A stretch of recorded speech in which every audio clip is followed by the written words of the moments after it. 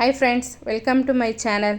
ಇವತ್ತಿನ ರೆಸಿಪಿ ಏನಂದರೆ ಚೌಟ್ರಿ ಶೈಲಿಯ ಮದ್ರಾಸ್ ರಸಮ್ ಹೇಳ್ಕೊಡ್ತೀನಿ. ಬನ್ನಿ ಹೇಗೆ ಮಾಡೋದು ಅಂತ ತೋರಿಸ್ತೀನಿ. ಮೊದಲು ಒಂದು ಕುಕ್ಕರ್ಗೆ ಟೊಮೆಟೊ, ಬೇಳೆ, ಅರಿಶಿನ ಹಾಕಿ ಚೆನ್ನಾಗಿ ಕೂಗಿಸ್ಕೊಳ್ಳಿ. ಕೂಗಾದ್ಮೇಲೆ ಚೆನ್ನಾಗಿ ಮಸ್ಕೊಳ್ಳಿ. ಚೆನ್ನಾಗಿ ಸ್ಮ್ಯಾಶ್ ಆಗಬೇಕು ಬೇಳೆ ಎಲ್ಲನೂ. ಅದಾದಮೇಲೆ ನಿಮ್ಗದು ಒಗ್ಗರಣೆಗೆ ಏನು ಬೇಕು ಅಂತ ಹೇಳ್ತೀನಿ. ಒಗ್ಗರಣೆಗೆ ಏನಪ್ಪ ಅಂದರೆ ಕರಿಬೇವು, ಒಣಮೆಣ್ಸಿನ್ಕಾಯಿ, ಜಜ್ಜಿರೋ ಬೆಳ್ಳುಳ್ಳಿ ಮತ್ತು ಜೀರಿಗೆ, ಮೆಣಸು ಹುರಿದ್ಕೊಂಡು ಪುಡಿ ಮಾಡಿರೋದು, ಹುಣಸೆ ರಸ. ಇಷ್ಟೇ, ಈಸಿಯಾಗಿ ಮಾಡ್ಕೊಬೋದು. ಇಷ್ಟು ಸೂಪರಾಗಿ ಟೇಸ್ಟ್ ಇರುತ್ತೆ ಗೊತ್ತಾ. ಈಗ ಮಾಡೋದು ಹೇಗೆ ನೋಡೋಣ. ಪಾತ್ರೆಗೆ ಸ್ವಲ್ಪ ಎಣ್ಣೆ ಹಾಕ್ಕೊಳ್ಳೋಣ ಒಗ್ಗರಣೆಗೆ. ರಸಮಲ್ಲಿ ವೆರೈಟಿ ರಸಮ್ ಇರುತ್ತೆ. ಎಷ್ಟು ರಸ ಇದೆ, ನನಗೊಂದು ಸುಮಾರು ಒಂದು 8-10 ವೆರೈಟಿ ರಸಮ್ ಇದೆ ಫ್ರೆಂಡ್ಸ್. ತೋರಿಸ್ತಾ ಇರ್ತೀನಿ, ನೀವು ಕಮೆಂಟ್ ಮಾಡಿ. ಈಗ ಎಣ್ಣೆ ಕಾದಿದೆ, ಸಾಸಿವೆ ಹಾಕೋಣ. ಇದು ಚೆನ್ನಾಗಿ ಫ್ರೈ ಆಗಲಿ. ಸಾಸಿವೆ ಫ್ರೈ ಆದಮೇಲೆ ಸ್ವಲ್ಪ ಜೀರಿಗೆ ಮತ್ತು ನಾವೇನು ರೆಡಿ ಮಾಡಿ ಇಟ್ಕೊಂಡಿದ್ದೀವಲ್ಲ, ಕರಿಬೇವು, ಬೆಳ್ಳುಳ್ಳಿ, ಒಣಮೆಣ್ಸಿನ್ಕಾಯಿ, ಇಷ್ಟು ಒಗ್ಗರಣೆ ಹಾಕೋಣ.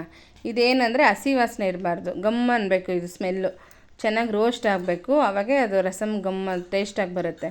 ವೆರೈಟೀಸ್ ರಸಮ್ ಗೊತ್ತು, ಒಂದು 10 ವೆರೈಟಿ ರಸಮ್ ತೋರಿಸ್ತೀನಿ ಫ್ರೆಂಡ್. ನೀವು ಕಮೆಂಟ್ ಮಾಡಿ, ನಿಮ್ಮ ಫ್ರೆಂಡ್ಸ್ಗೆಲ್ಲ ಸಬ್ಸ್ಕ್ರೈಬ್ ಮಾಡೋಕ್ಕೆ ಹೇಳಿ, ಲೈಕ್ ಮಾಡೋಕ್ಕೆ ಹೇಳಿ, ಶೇರ್ ಮಾಡಿ ಅಲ್ವಾ. ನೆಕ್ಸ್ಟ್ ಇದಾಗಿದೆ, ಬೆಳ್ಳುಳ್ಳಿ ಎಲ್ಲ ರೋಸ್ಟ್ ಆಗಿದೆ. ಈಗ ನಾವು ಮಸ್ಕೊಂಡಿದ್ವಲ್ಲ ಬೇಳೆ, ಟೊಮೆಟೊ, ಅರಿಶಿನ ಅಷ್ಟನ್ನು ಹಾಕೋಣ. ಇದು ಇಷ್ಟು ಗಟ್ಟಿ ಇದೆ ಅಲ್ವಾ, ಇಷ್ಟು ಗಟ್ಟಿ ಇರಬೇಡ, ನೀರು ಹಾಕ್ಕೊಳ್ಳೋಣ. ಇದು ಇಷ್ಟೊಂದು ಗಟ್ಟಿ ಇದ್ದರೆ ಅದು ದಾಲ್ ಆಗಿಬಿಡುತ್ತೆ, ರಸಮ್ ಆಗಲ್ಲ. ಅದಕ್ಕಾಗಿ ಈಗ ನೆಕ್ಸ್ಟು ಹುಣಸೆ ರಸ ಇಟ್ಟಿಟ್ಕೊಂಡಿದ್ವಲ್ಲ, ಹುಣಸೆ ರಸನ ಹಾಕೋಣ ಸ್ವಲ್ಪ. ಆಮೇಲೆ ಕೆಲವರು ಸ್ವಲ್ಪ ಹಂಗೆ ಪೆಪ್ಪರ್ ಪೌಡ್ರು ಮತ್ತು ಜೀರಿಗೆ ಎರಡೂ ಫ್ರೈ ಮಾಡಿ ಹುರಿದಿಟ್ಕೊಂಡಿದ್ವಲ್ಲ, ಅದೊಂದು 3 ಸ್ಪೂನ್ ಹಾಕ್ಕೊಂಡಿದ್ದೀವಿ. ಕೆಲವ್ರು ಏನಂದರೆ ಸ್ವಲ್ಪ ಬೆಲ್ಲ ಆ್ಯಡ್ ಮಾಡೋದು ಇಷ್ಟಪಡ್ತಾರೆ, ಕೆಲವ್ರು ಬೆಲ್ಲ ಇಷ್ಟಪಡಲ್ಲ.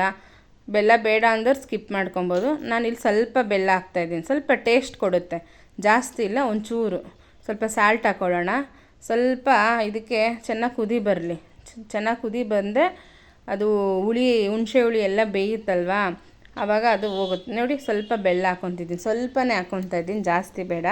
ಸ್ವಲ್ಪ ಇನ್ನೊಂಚೂರು ಬೇಕು ಅಂದರೆ ನೀರು ಹಾಕ್ಕೊಬೋದು. ನೀರು ಹಾಕ್ಕೊತೀನಿ ನಾನು.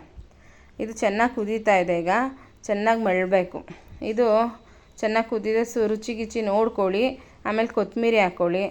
ಇಲ್ಲಿಗೆ ಚೌಟ್ರಿ ಶೈಲಿಯ ಮದ್ರಾಸ್ ರಸಮ್ ತಿನ್ನಲು ರುಚಿಯಾಗಿರುತ್ತೆ. ಇದಕ್ಕೆ ಅನ್ನದ ಜೊತೆ ಉಪ್ಪಿನಕಾಯಿ, ಚಕ್ಲಿ ಎಲ್ಲ ಇತ್ತು ಅಂದರೆ ಫ್ರೆಂಡ್ಸ್ ಏನು ಸಖತ್ತಾಗಿರುತ್ತೆ ಗೊತ್ತಾ. ಅದರಲ್ಲೂ ಚಳಿಗಾಲದಲ್ಲಂತೂ ಸೂಪರಾಗಿರುತ್ತೆ. ಹೀಗೆ ನನ್ನ ಚಾನಲ್ ನೋಡ್ತಾ ಇರಿ, ಸಬ್ಸ್ಕ್ರೈಬ್ ಮಾಡಿ, ಲೈಕ್ ಮಾಡಿ, ಶೇರ್ ಮಾಡಿ. ಹಿಂಗೆ ನನ್ನ ಹೊಸ ರೆಸಿಪಿಗಳ ಜೊತೆ ಮತ್ತೆ ಸಿಗ್ತೀನಿ ಫ್ರೆಂಡ್. ಇನ್ನೂ ಎಷ್ಟೊಂದು ಥರ ರಸಮ್ ಸೇರ್ತೀನಿ. ಬಾಯ್.